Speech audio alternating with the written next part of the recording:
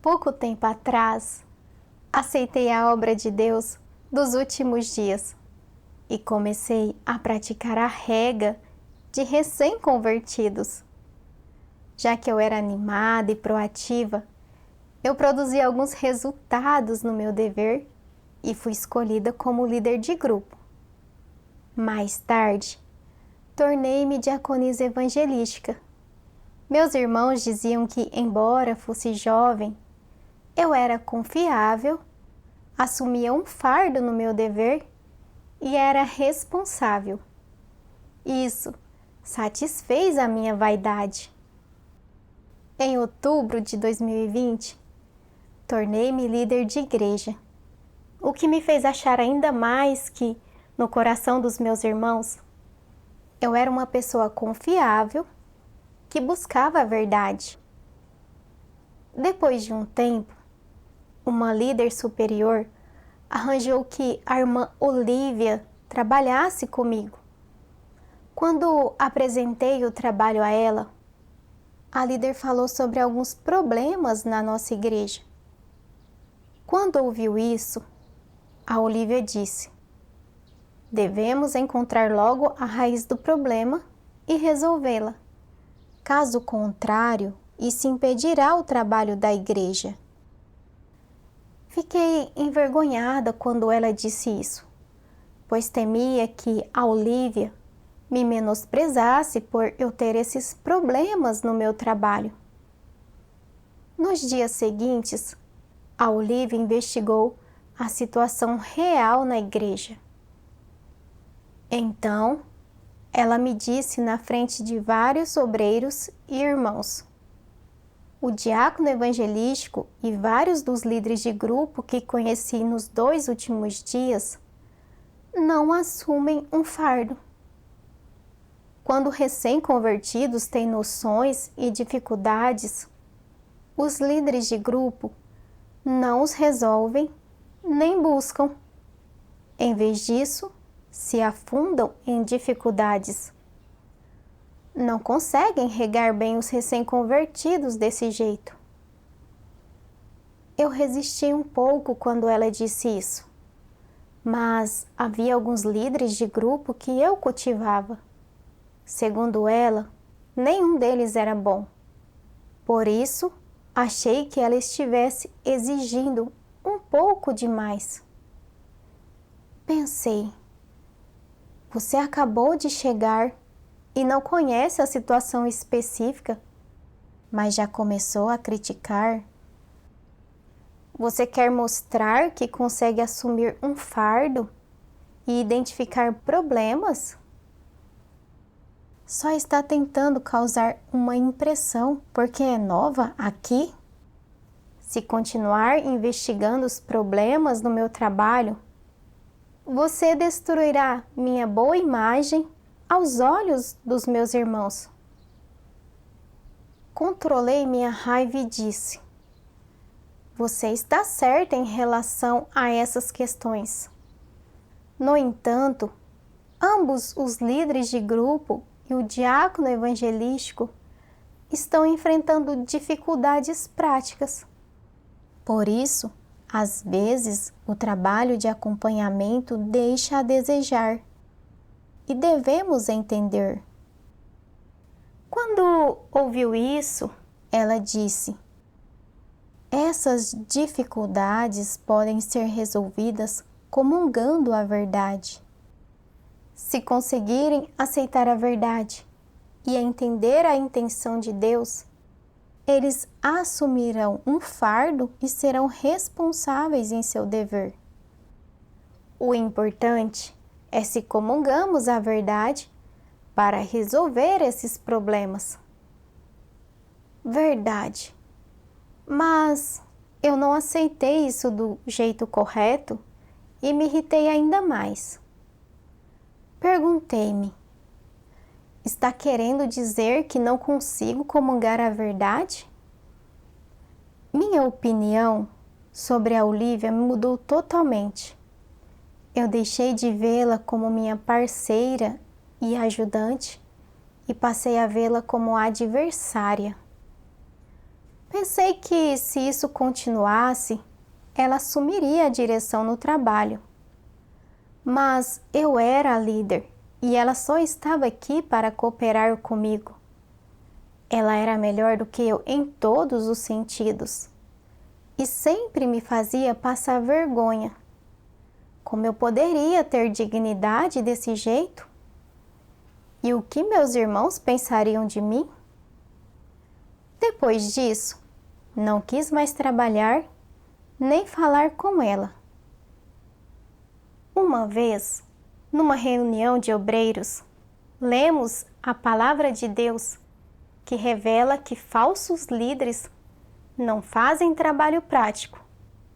E a Olivia refletiu e entendeu a si mesma, dizendo que ela estava na igreja já havia algum tempo, mas, por não fazer trabalho prático, as dificuldades dos recém-convertidos não eram resolvidas a tempo, de modo que permaneciam presos em dificuldades e não sabiam como praticar a verdade, o que atrasava seu crescimento na vida.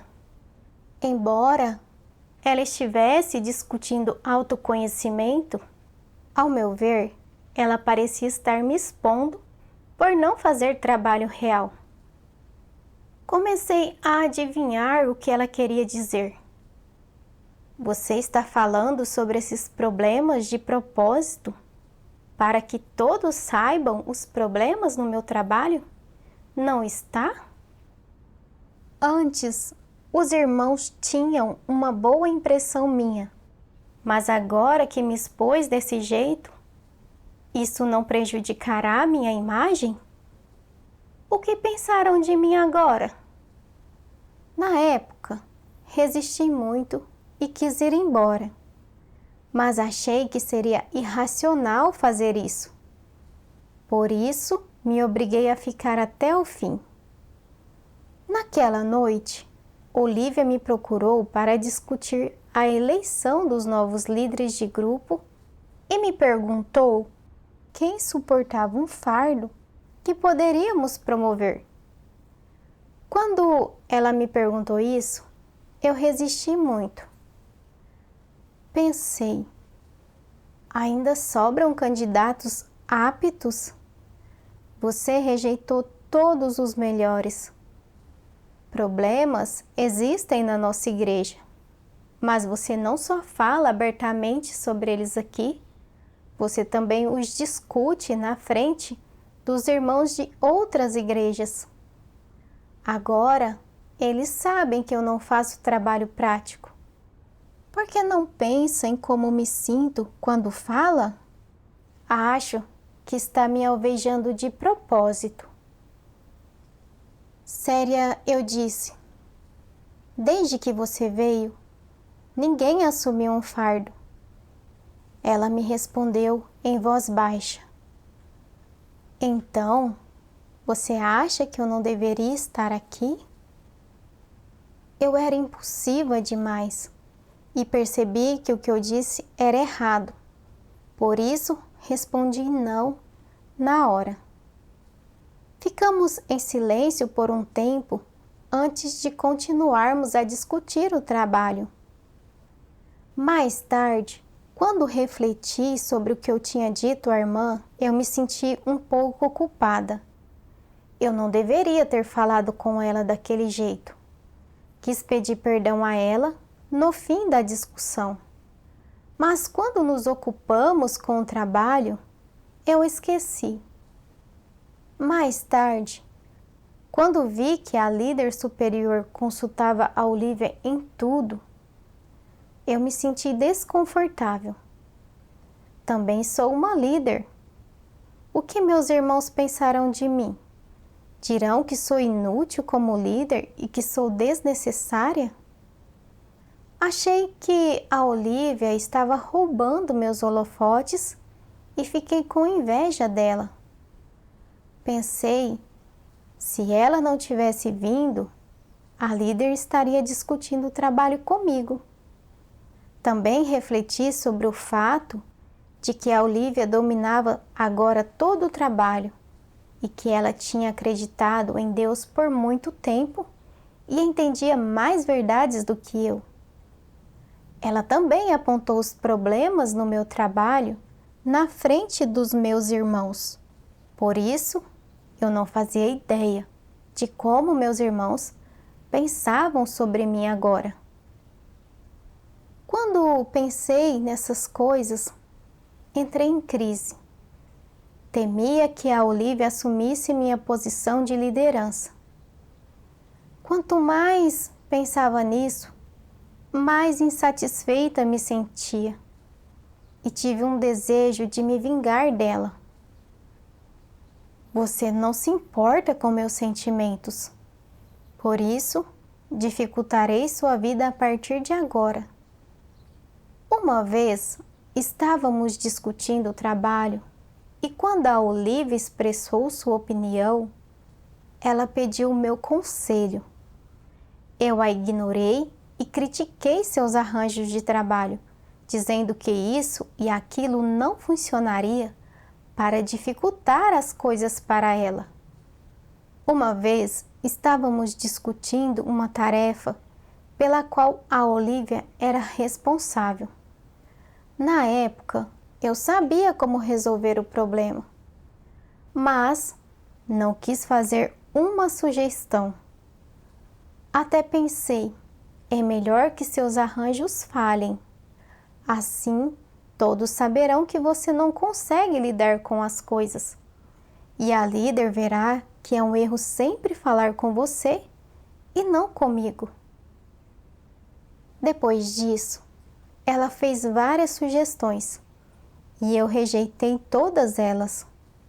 Quando vi que ela não sabia como resolver isso e quis que eu a aconselhasse, eu fiquei com orgulho de mim mesma. Pensei, você nem consegue arranjar esse trabalho e ainda tem a ousadia de apontar o dedo para o meu trabalho? Na época, minha líder viu que meu estado estava errado e me lembrou de que eu devia trabalhar em harmonia com a Olivia. Caso contrário, o trabalho da igreja se atrasaria. Depois de ouvir minha líder, senti uma repreensão no meu coração. Quando estávamos presos no nosso trabalho, porque eu não assumia um fardo para resolver isso, em vez disso, fiquei observando e sorrindo. Eu não estava protegendo o trabalho da igreja. Quando percebi isso, ajustei minha mentalidade e participei nas discussões. Mas, devido ao atraso da discussão anterior, o trabalho foi arranjado muito tarde. Uma noite, a líder me procurou para apontar meus problemas. Ela disse: seu desejo por status e prestígio é forte demais. Você tem competido com a Olivia por fama. Quando discutem o trabalho, você não aceita nenhuma opinião dela. Você refuta cada uma. A Olivia se sente constrangida por você e não sabe como cooperar com você. Você deve refletir sobre si mesma. Depois de ouvir minha líder, fiquei muito triste e aflita. Por que a Olivia denunciou meus problemas pelas costas? Se realmente quisesse me ajudar, ela poderia ter falado comigo. Agora, a líder conhece meus problemas e pode me dispensar do meu dever. Assim que pensei isso, eu me abri sobre meu estado para minha líder. Até ofereci minha dispensa para não continuar atrasando o trabalho da igreja. Assim que eu disse essas palavras, fiquei de coração partido. Senti que eu estava prestes a perder meu dever. A líder me disse: quando temos problemas, não podemos evitá-los. Devemos buscar a verdade e refletir sobre nós mesmas. O fato de que a Olivia consegue identificar problemas no trabalho mostra que ela assume um fardo. Isso não é benéfico para o trabalho da igreja? Por que não consegue lidar com isso corretamente? Você sempre a inveja e teme que ela a ultrapassará. Isso mostra que seu desejo por status é forte demais. Depois da comunhão da minha líder, percebi que meu desejo por status e prestígio era realmente forte demais. Eu devia buscar a verdade para resolver meu estado.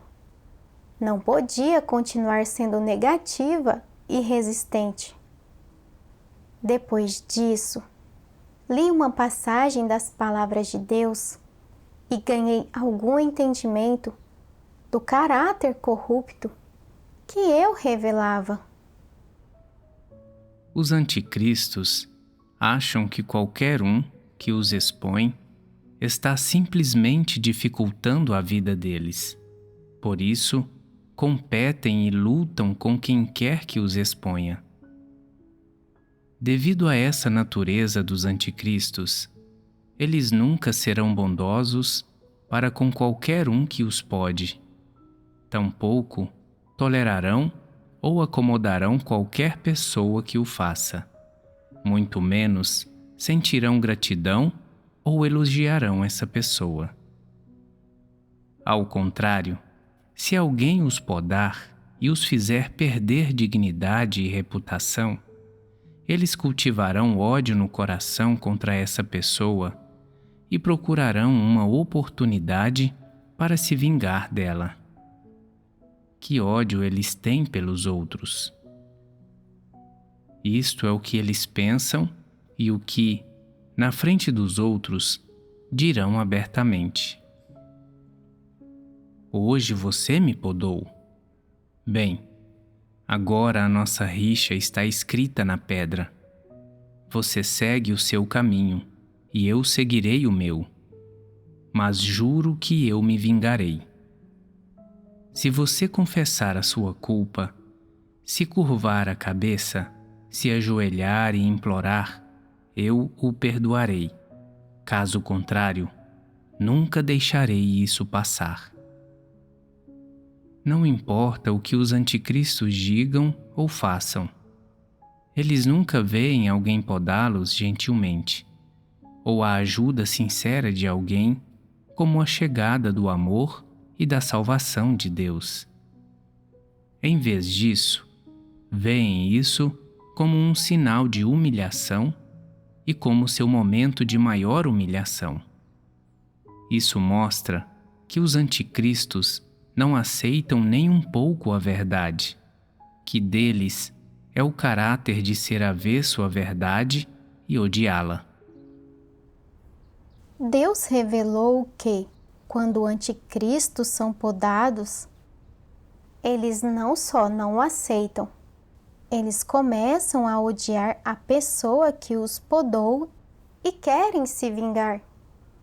Vê que os anticristos não aceitam a verdade, são avessos à verdade e a odeiam. No passado, quando vi as palavras retaliação contra pessoas, eu achava que essa abordagem era cruel. Achava que eu não manifestava crueldade e não conseguia fazer essas coisas. E que só anticristos e malfeitores se vingariam das pessoas.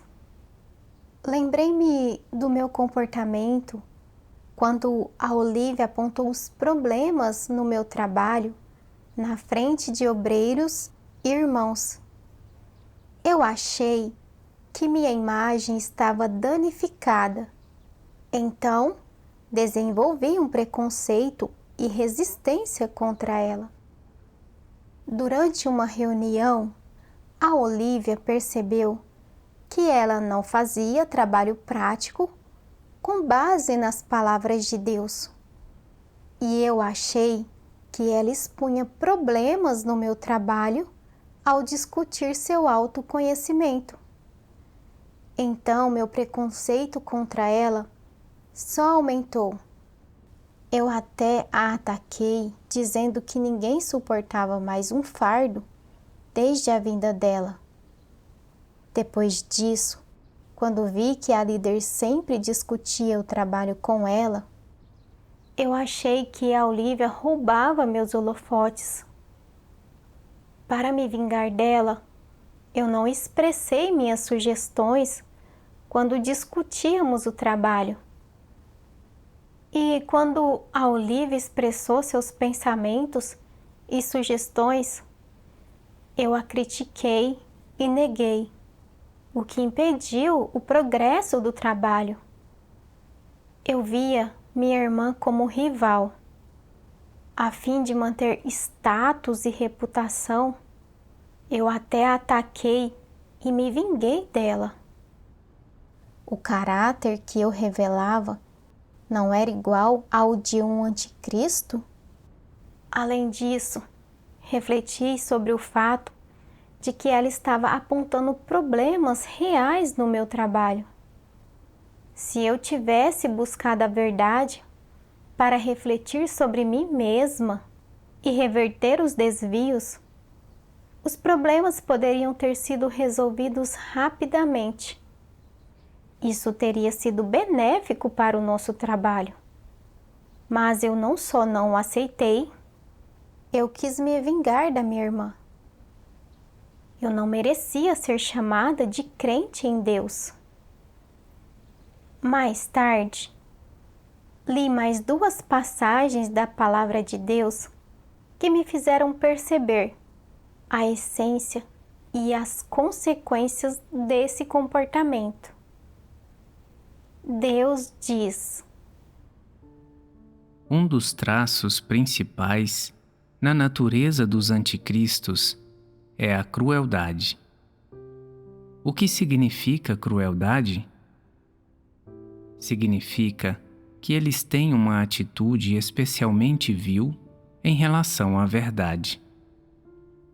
Não somente não se submeter a ela e não somente se recusar a aceitá-la, mas até condenar aqueles que os podam. Esse é o caráter cruel dos anticristos. Os anticristos acham que qualquer um que aceita ser podado é vulnerável a bullying e que as pessoas que estão sempre podando os outros são aquelas que sempre desejam alfinetar e intimidar as pessoas. Portanto, um anticristo resistirá a qualquer um que o pode e dificultará as coisas para essa pessoa. E qualquer um que apontar as deficiências ou a corrupção de um anticristo, ou que comunicar a verdade e as intenções de Deus com ele, ou que exigir que ele conheça a si mesmo, ele achará que essa pessoa está dificultando as coisas para ele e não vai querer nem vê-la na frente. Ele odeia essa pessoa do fundo do coração e se vingará dela e dificultará as coisas para ela. Que tipo de pessoa possui um caráter tão cruel? Pessoas malignas. O fato é que os anticristos são pessoas malignas. Portanto, são somente pessoas malignas e anticristos que possuem um caráter tão cruel. Quando uma pessoa perversa é confrontada com qualquer tipo de exortação, acusação, instrução ou ajuda bem-intencionada, sua atitude não é ser grata ou aceitar humildemente, mas, ao contrário, é ficar enfurecida e sentir ódio e hostilidade extremos e até um desejo de vingança. Para os anticristos, seu status e reputação são mais importantes do que qualquer outra coisa. Essas pessoas não são somente desonestas, intrigantes e perversas, mas também extremamente cruéis.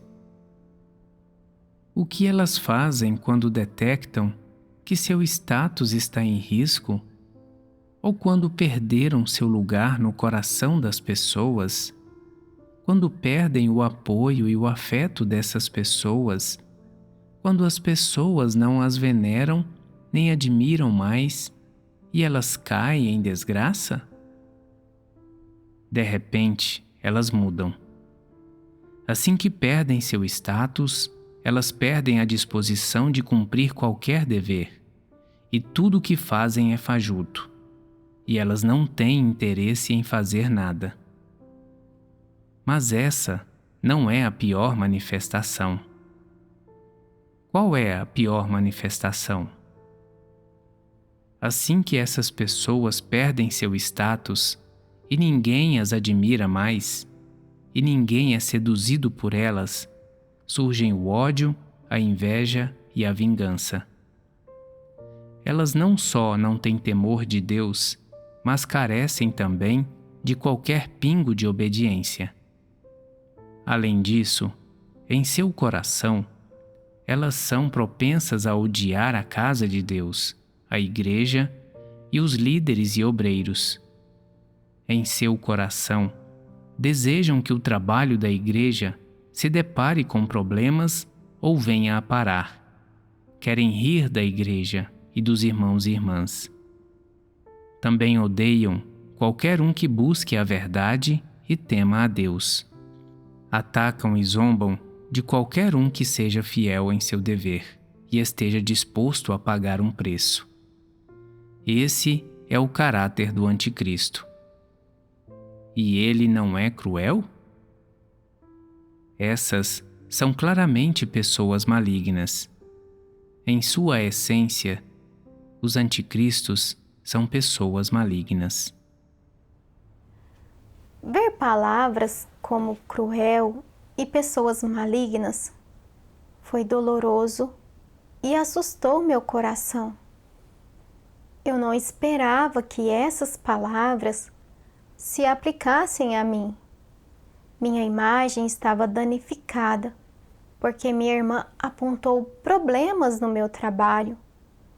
Por isso, eu a ataquei e me vinguei dela, envergonhando-a quando discutíamos o trabalho e buscando falhas em seus arranjos de trabalho. Eu até me calei quando sabia como resolver um problema dela no trabalho, pois queria envergonhá-la e rir dela. Quando a líder me expôs e me apontou, eu não só não refleti sobre mim mesma, eu a odiei por denunciar meus problemas. Eu era negativa e resistente, descarregando minha raiva no meu dever. Eu até quis renunciar e deixar de cumprir o meu dever. O que eu manifestava era igual a um anticristo, um caráter cruel. Eu acreditava em não atacarei, a menos que seja atacada, e em se você for cruel, não me culpe por ser injusto. Quando alguém afetava meus interesses e minha imagem, eu o odiava, o atacava e me vingava dele. Lembrei-me de um tempo antes de crer em Deus, quando tive um conflito com uma amiga e ela falou mal de mim para outra pessoa. Eu me irritei muito e pensei: se você for cruel, não me culpe por ser injusta. Furtivamente, eu disse a essa mesma pessoa: como você pode ser tão estúpida e bondosa com ela? Você nem sabe que ela está falando coisas ruins sobre você pelas costas. Achei que eu seria fraca se não contra-atacasse após ser assediada. Viver segundo essa filosofia me tornou egoísta e cruel, distorceu meu raciocínio e me tornou incapaz de discernir o bem e o mal. Quando reconheci isso, fiquei chocada e, ao mesmo tempo, senti que eu era terrível. Se eu não tratasse da minha crueldade, eu cometeria mais mal e então seria detestada e rejeitada e eliminada por Deus. Quando reconheci isso, orei a Deus em silêncio. Deus, eu costumava pensar que eu tinha boa humanidade, mas o julgamento e a revelação da Tua palavra me mostraram que eu tenho uma humanidade má e que sou muito cruel. Na verdade, eu me vinguei da minha irmã por sua ajuda generosa. Eu não tenho nenhuma humanidade. Deus, quero me arrepender, praticar a verdade e mudar. Por favor, guia-me. Mais tarde, li nas palavras de Deus. Quando alguém passa um pouco de tempo supervisionando ou observando você, ou faz perguntas detalhadas sobre você, tentando ter uma conversa franca com você e descobrir como anda seu estado durante esse tempo, e mesmo quando a atitude dele é um pouco mais dura e ele poda você um pouco e o disciplina e repreende, tudo isso acontece porque ele tem uma atitude conscienciosa e responsável em relação ao trabalho da casa de Deus. Você não deve ter pensamentos nem sentimentos negativos em relação a isso. O que significa quando você consegue aceitar quando os outros o supervisionam, observam e fazem perguntas sobre você. Significa que, em seu coração, você aceita o escrutínio de Deus.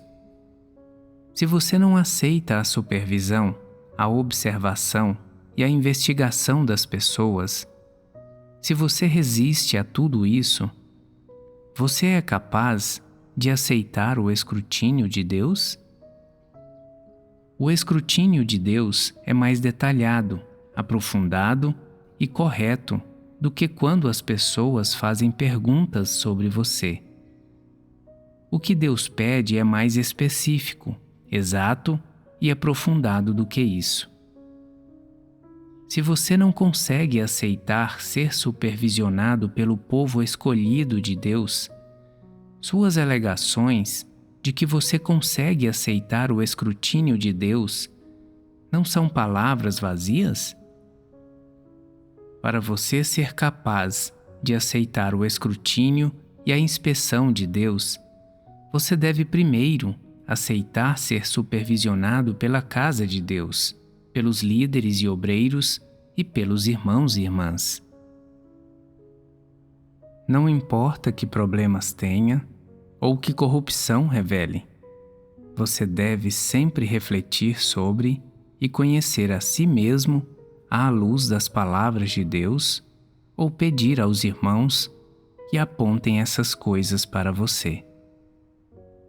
O mais importante é que você aceite o escrutínio de Deus, venha para diante dele e peça que ele o esclareça e ilumine.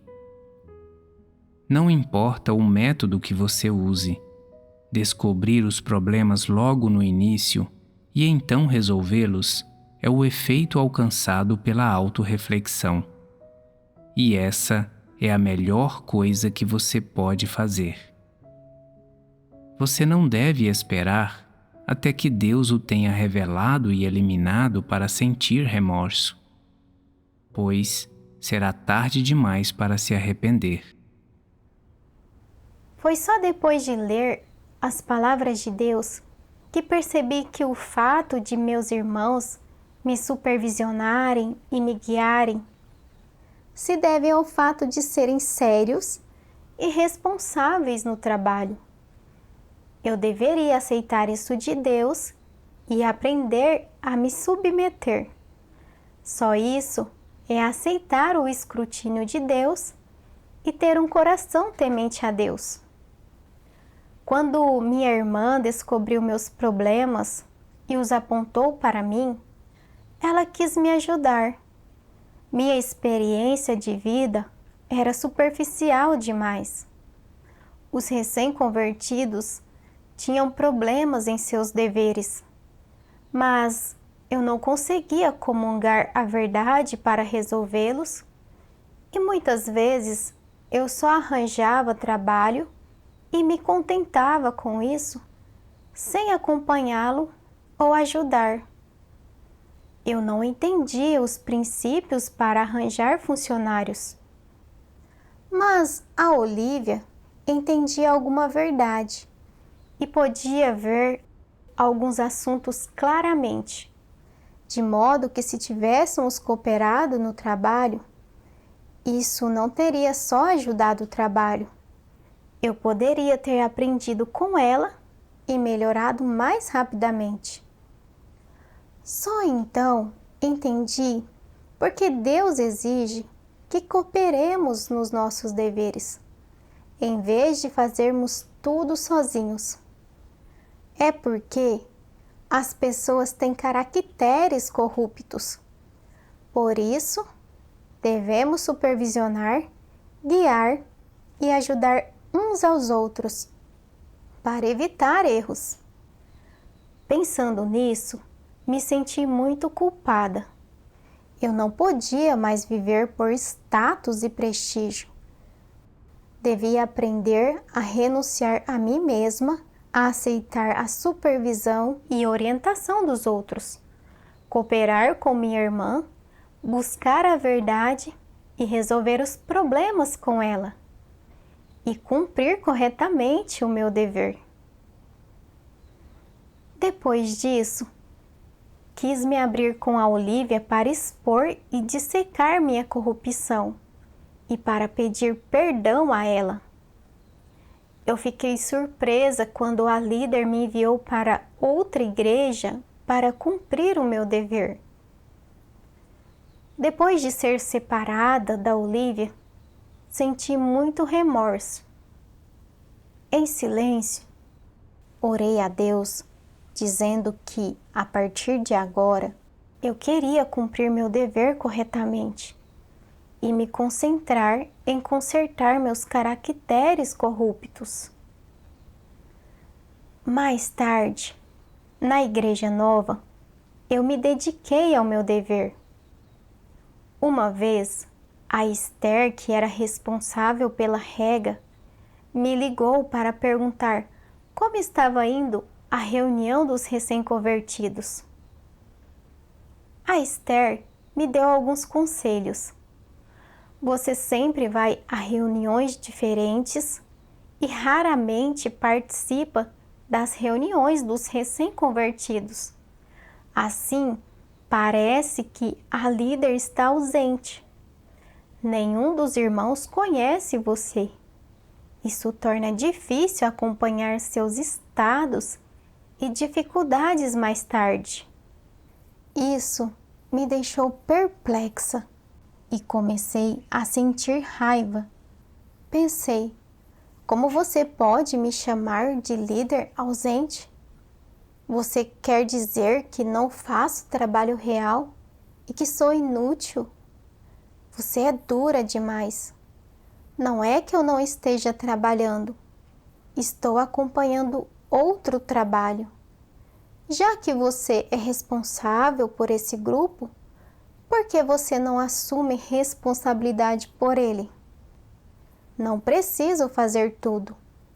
Se os líderes superiores descobrirem isso, eles não pensarão que não faço trabalho prático? Assim não vai dar. Devo encontrar alguns desvios em seu trabalho. Quando pensei isso, percebi que meu estado era incorreto. Minha irmã estava apontando problemas no meu trabalho. E em vez de aceitar e refletir, eu achei que ela era dura demais e quis encontrar problemas no trabalho dela para refutá-la. Eu estava me recusando a aceitar a verdade e tentando me vingar dela. Quando percebi isso, orei a Deus em silêncio. Deus, o fato de a Esther ter apontado esse problema hoje foi teu arranjo, mas eu resisti em meu coração, o que contraria a tua intenção. Desejo obedecer e refletir sobre mim mesma. Depois de orar, eu me acalmei e comecei a refletir sobre mim mesma. Percebi que eu tinha um problema. Eu dependia demais da Esther. Achava que com ela sendo responsável pela rega dos recém-convertidos, eu poderia relaxar. Como líder de igreja, eu raramente me informava sobre os estados e as dificuldades dos recém-convertidos. Eu não estava cumprindo minhas responsabilidades. Isso era uma manifestação de não fazer trabalho prático. Depois disso, eu disse a Esther: eu reorganizarei meu tempo. Eu não tinha percebido esse problema, mas quero mudá-lo. Mais tarde, entrei em contato com os recém-convertidos e participei de suas reuniões e ofereci comunhão para resolver seus estados. Cumprindo meu dever desse jeito, eu me senti muito à vontade. Por meio dessa experiência, percebi que, ao praticar de acordo com a palavra de Deus e aprender a aceitar a supervisão, orientação e poda dos meus irmãos, eu podia alcançar alguma mudança.